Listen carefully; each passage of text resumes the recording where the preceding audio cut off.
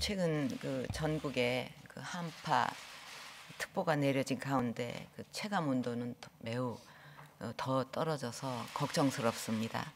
국민들의 안전과 또 노약자 분들의 건강에 주의를 기울여 주시기 바랍니다.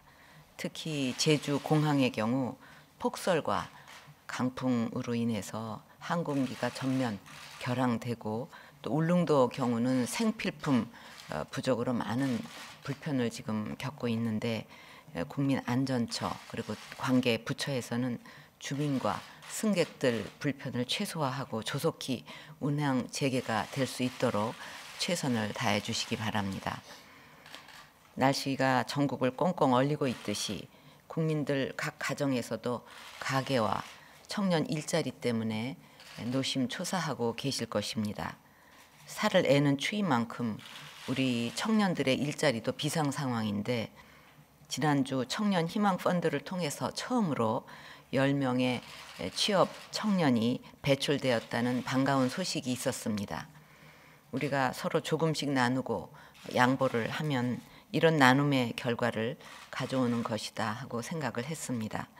청년 희망 펀드는 어려운 상황에 처한 우리 청년들에게 희망과 용기를 주려는 국민들의 간절한 소망이 담겨 있습니다. 앞으로 많은 청년들이 미래의 희망과 꿈을 이룰 수 있도록 사회 진출을 도와줘서 가시적인 성과를 내는데 더욱 속도를 내기 바랍니다.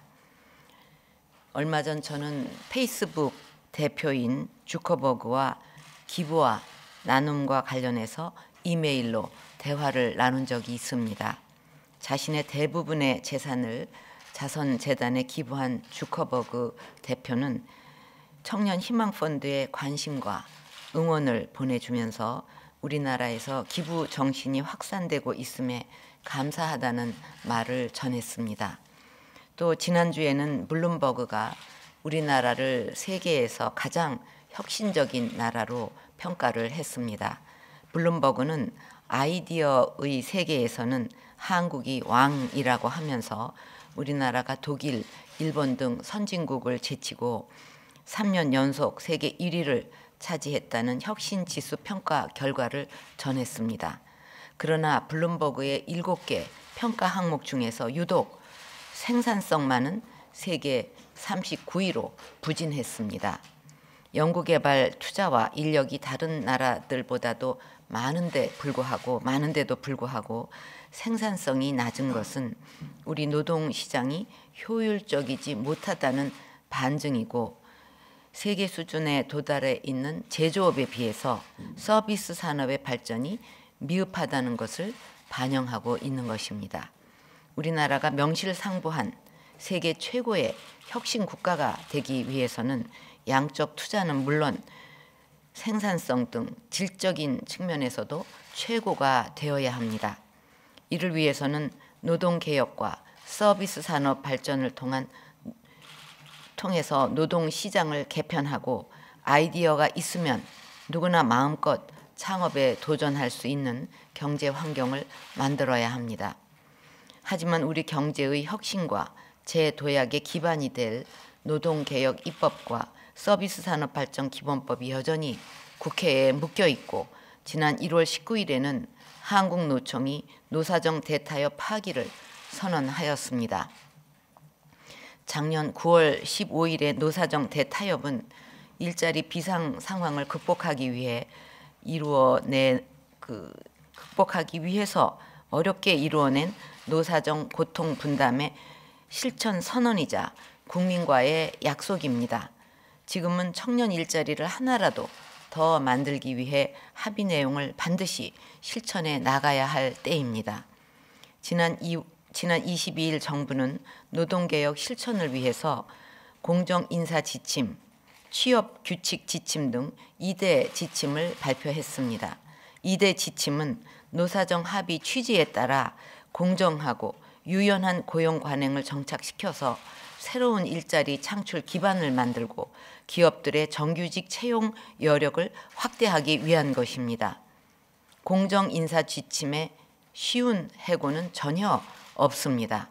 오히려 기업들이 능력과 성과에 따라서 공정하게 평가를 하고 교육 훈련과 재배치 등 새로운 도전 기회를 제공하도록 기준과 절차를 제시해서 해고의 안전장치를 만들고자 하는 것입니다. 이 지침이 시행되면 근로자들은 기업의 자의적인 해고로부터 보호를 받아 부당 해고가 사라지고 불합리한 인사 관행도 없어지게 될 것입니다. 현재 노동계는 쉬운 해고, 경영계는 어려운 해고를 만든다고 서로 엇갈린 주장을 하고 있는데, 이러한 것을 보더라도 지침이 노사 어느 한쪽에 치우침이 없이 균형 있게 마련되었다는 것을 알 수 있습니다. 저는 개혁을 추진하는 데 있어 어떤 순간도 저 개인의 이득을 위해서 임하지 않았습니다. 경제 여건이 좋다면 굳이 무엇 때문에 노와 사 양쪽의 양보와 고통 분담을 이야기하겠습니까?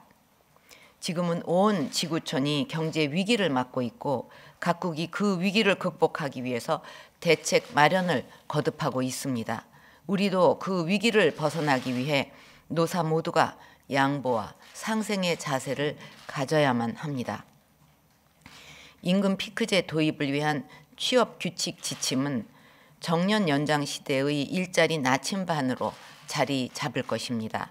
올해부터 정년이 연장되는데 부모 세대는 더 오래 일하는 대신 임금을 조금씩 양보하고 자녀 세대에게는 더 많은 일자리를 제공하는 부모 자녀 간의 일자리 나누기의 방향을 제시할 것입니다. 정부는 지난해 9.15 노사정 대타협에서 충분한 노사 협의를 통해 지침을 만들기로 했고 그 합의를 이행하려고 애써왔습니다. 그동안 정부는 충분한 노사 협의를 위해서 작년 12월부터 끊임없이 한국노총에 공식, 비공식 협의를 요청했습니다. 그러나 한국노총은 무기한 협의를 하자는 주장을 할 뿐 협의 자체를 계속 거부해 왔습니다. 이에 정부는 전문가들의 의견을 수렴하고 총리와 고용부 장관, 차관이 나서서 지역 현장을 직접 돌아다니면서 현장 노사의 의견을 수렴하였습니다. 노사 당사자는 구체적인 내용을 잘 모르고 막연한 불안감을 가지고 있었는데 총리, 장 차관의 설명을 듣고 다수의 근로자들이 지침을 통해 근로자와 기업이 상생할 수 있다는 의견을 말하였습니다. 특히 불필요한 논란 해소를 위해 조속히 지침을 발표하고 시행해 달라는 의견이 많았습니다. 이에 가급적 빠른 시일 내에 지침 시행과 함께 노사가 충분히 알 수 있게끔 충분한 홍보를 해주는 것이 옳다고 판단을 해서 지난주에 지침을 발표하게 된 것입니다. 저는 우리 아들, 딸들의 장래를 외면하고 나라의 미래를 내다보지 않는 정치권의 일부 기득권 세력과 노동계의 일부 기득권 세력의 개혁 저항에 조금도 흔들리지 않고 국민과 함께 개혁을 추진해 나갈 것입니다.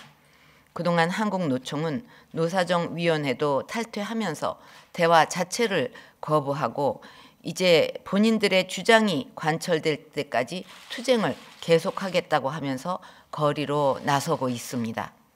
우리나라가 다시금 외환 위기와 같은 위기를 맞지 않으려면 개인 이기주의와 집단 이기주의, 직장을 떠나 거리로 나오는 집회 문화에서 탈피하는 것이 필요합니다. 과거부터 내려온 사회 혼란을 이야기하는 선동적인 방법은 결국 국가적으로나 개인적으로나 도움이 될 것이 없습니다. 불법 집회와 선동에 대해서는 강력하게 책임을 물어야 할 것입니다. 앞으로 노사정이 다시 한 테이블에 나와 상생과 협력의 자세를 보여주도록 수석들께서도 최선을 다해 주시기 바랍니다. 지난해에 이어 누리 과정이 정치적 이슈화되고 있는데 언제까지 아이들과 부모들을 볼모로 이런 상황이 계속되어야 하는지 안타깝습니다. 최근에는 1월달 교사 월급날이 다가오면서 학부모들뿐만 아니라 많은 국민들이 보육 대란을 걱정하고 있습니다. 누리과정 예산을 놓고 무조건 정부 탓을 하는 시도 교육감들의 행동은 매우 무책임합니다. 누리과정은 지난 정부가 2011년 5월에 도입 계획을 발표하고 2012년 도입 당시부터 관련 법령과 여야 합의에 따라서 지방교육재정 교부금으로 지원해온 지방교육청의 법적 의무사항입니다. 그래서 당시에 이미 교부금으로 지원하기로 약속이 되었던 것입니다. 당시 교육감들은 신년사 등을 통해서 환영을 했습니다. 또한 금년도 교육교부금이 지난해에 비해서 1조 8천억 원 증가할 것으로 전망이 되는 등 시도교육청의 살림살이가 크게 개선될 것이기 때문에 누리과정 예산을 편성할 여력도 충분합니다. 교육부는 이미 지난해 10월 누리과정 지원금을 포함한 2016년도 교육교부금 41조 원을 시도교육청에 전액 지원했습니다. 그런데도 서울시와 경기교육청 등은 어린이집 누리과정 예산을 단 1원도 편성하지 않고 있습니다. 받을 돈은 다 받고 정작 써야 할 돈은 쓰지 않고 있는 셈입니다.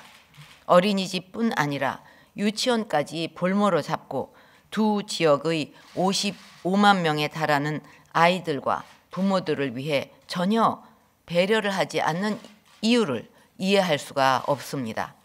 최근 교육부가 각 교육청의 재정 운영 상황을 분석한 결과를 보면 누리과정 예산 편성을 하지 않은 교육청들이 법적 근거도 없는 교육감들의 공약 사업에 대해서는 1년치 1조 6천억 원 전액을 모두 편성해서 쓰고 있습니다. 어린이집 지원 예산을 편성하지 않은 7개 교육청의 경우 과다하게 편성한 인건비만도 1,500억 원에 이르고 매년 전체 교육청이 쓰지 않고 남기는 인건비만도 5천억 원에 달합니다. 일부 교육청은 아예 교육부 심사를 통과하지 못한 학교 신설 예산까지 편성한 경우도 있습니다. 이처럼 방만하게 재정을 운영하고 있는 지방교육재정의 운영 실태를 지난해에 개통된 지방교육재정 알림이를 통해 국민들께서 소상히 아실 수 있도록 해주기 바랍니다. 아울러 시도교육청이 어린이와 학부모를 정치적 볼모로 이용하는 상황이 재발되지 않도록 근본적인 대책을 마련해야 할 것입니다. 필요하면 법을 고쳐서라도 중앙정부가 용도를 지정해서 누리과정과 같은 특정한 용도의 교부금을 직접 투입할 수 있도록 해서 시도교육청 등이 받을 돈은 다 받고 써야 할 돈은 안 쓰는 상황을 제도적으로 차단할 수 있도록 검토하기를 바랍니다. 우리 정부는 원칙을 소중히 여기고 있습니다.